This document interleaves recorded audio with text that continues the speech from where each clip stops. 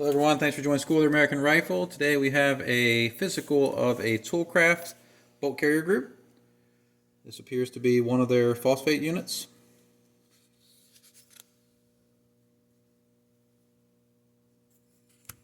Let's go ahead and crack into this. First thing we're going to do is test our gas rings. I'll extend the bolt, put it on its face, good to go. And let's tear it apart. Firing pin retaining pin was a little difficult. Looks like the legs are spread out a little bit on there. Take our firing pin out. Take our cam pin out. And our bolt. Overall, the finish on this looks really good. No rough machining marks. Just a little dirty. There's some grease on it. The tail looks good. The staking on it doesn't look bad at all. It does not have YFS fasteners on it. The inside of the carrier key and the 3-bore appear to be chrome lined. See if I can get it to focus. There we go. The finish inside looks pretty smooth. It's very difficult to see on camera, but we'll check that out with the borescope here in a little bit. Let's take apart the bolt. Take the extractor out. Looks like we have an insert and an O-ring on this. Spring feels a little wimpy. Claw feels good. Let's go ahead and check this out with the gauge. Let's go with our go side, and it passes. No go side does not go in. That's good. Make sure we have free movement. We do. Let's check for magnetism. Yeah, look at that.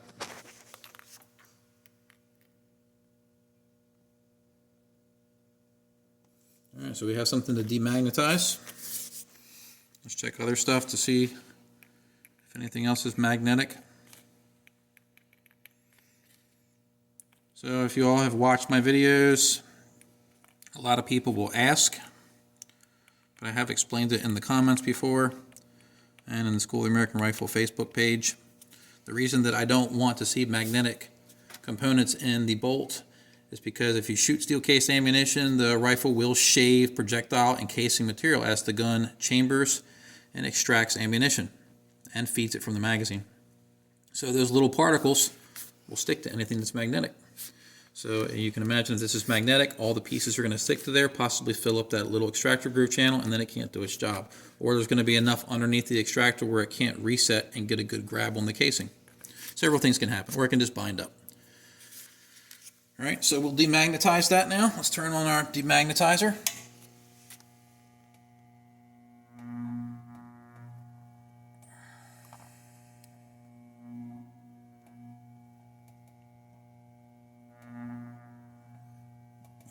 Let's see if we fixed it. And we did. All right. So our extractor is good. We'll put our donut back on here. I don't like to see both being used, one or the other. But everything passes on it. Let's check out the firing pin. The firing pin is a chromed unit. The tip on it looks very good.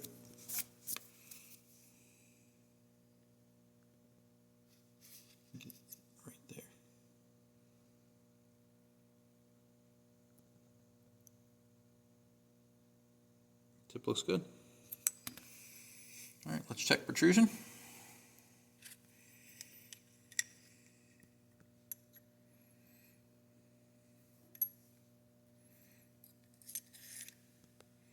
.031. Protrusion is good. Set that off to the side.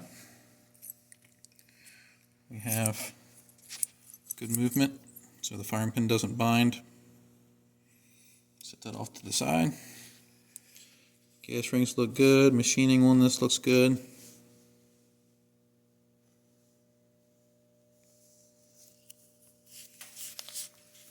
All right, the ejector looks like it has a nice rounded edge.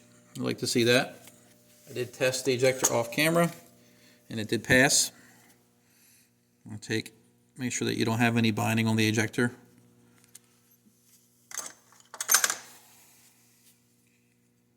Everything else looks good.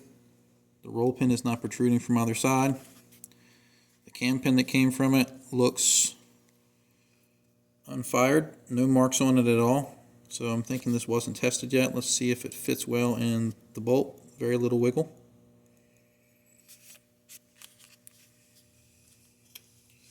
Alright, let's check the bolt tail, firing pin hole, headspace. Let's go with headspace first. 1.4636 go.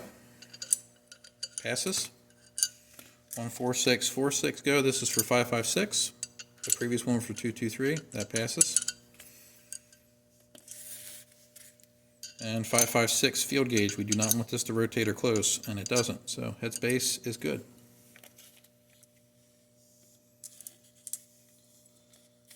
Let's check the firing pin hole. Passes go. No go side is good. Bolt tail. We have no go. Doesn't even start. It wants to grab it there, but it has to take it all the way for it to be a fail. So it sticks a little bit in the opening, no big deal. And then field, it doesn't even start. So bolt tail is good. Let's go ahead and measure the support shoulder or ring. Let's zero our micrometer out.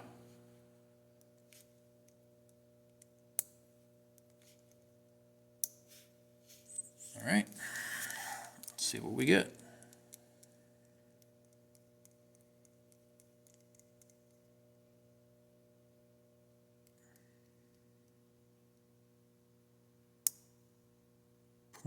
.5279.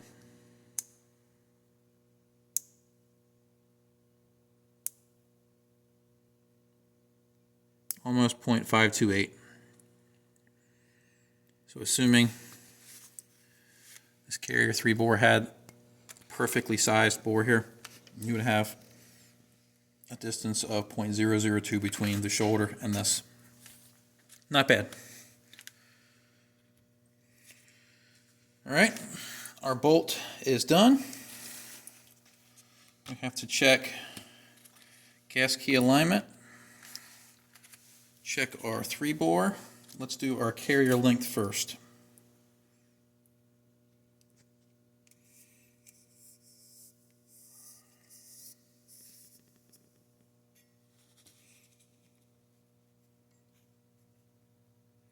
Length is very good.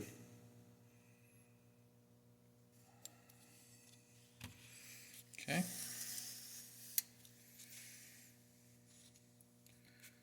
Let's do caskey alignment.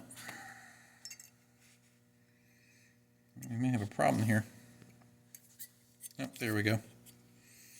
Since I was having a problem there, let me check something. Let's see if it passes our test. All right, it did pass the go. No go does not go in. Let's check our gas path. Make sure there's no obstructions, and there isn't. Good. Put our gauge back in here and see if we have any alignment issues. And it passes through easily.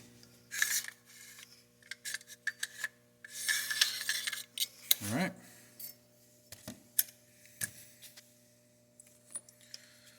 Next we have our reverse torque test. Find the appropriate bolt. Set our torque wrench to 30 inch-pounds.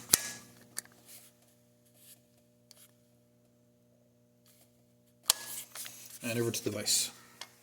All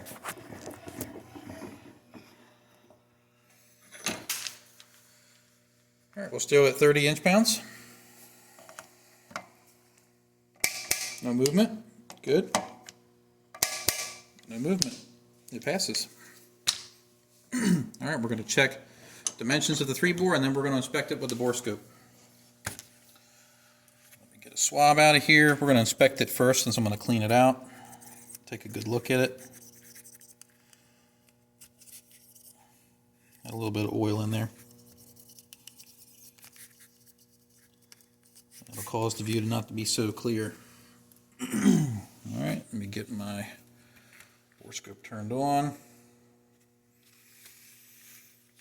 Alright, we're going to go in and over to the camera. Let's get this focused.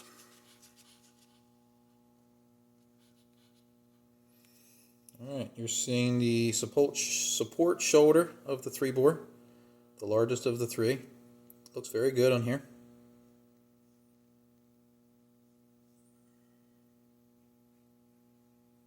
That's the bottom of the gas key. Finish is very smooth. Stepping up into our gas ring run here, extremely smooth. That's not a scratch there, that's a piece of the cotton swab. And this is our bolt tail seal. We have a little bit of oil there still. I'm going to stay away from that. We have a pretty deep set of scratches right there. Actually, those may be cotton fibers. They are. Those are not scratches. Yep, all cotton fibers. You can see that they're sort of grabbed onto the grease, the preservative, and pulled them through. So the overall finish of the inside of this carrier looks really good.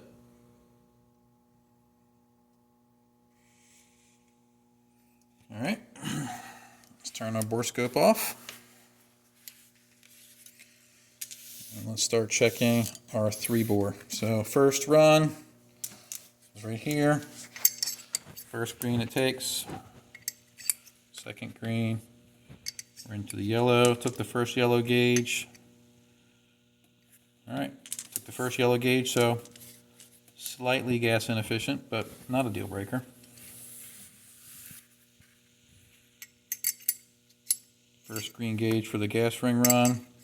Second green, we're into the yellow, and it does not take the yellow, so an efficient gas ring seal for the carrier 3-bore. Now we're going to do the bolt tail. First green gauge, actually this might be the second one. There's the first green gauge. Second green gauge, won't take it. We have a very gas efficient tail seal, very efficient gas ring run, and a slightly oversized bolt support shoulder. So you'll have a little bit of bolt slop, but overall, pretty good and thorough review, or physical, as I should say, of the Toolcraft bolt carrier group. As I discussed in all my other videos, this is an example of one. Not all of the Toolcrafts that I've inspected meet this exact standard. Not all of them fail either. This is just an example of one. So I hope you found this video educational, and thanks for watching.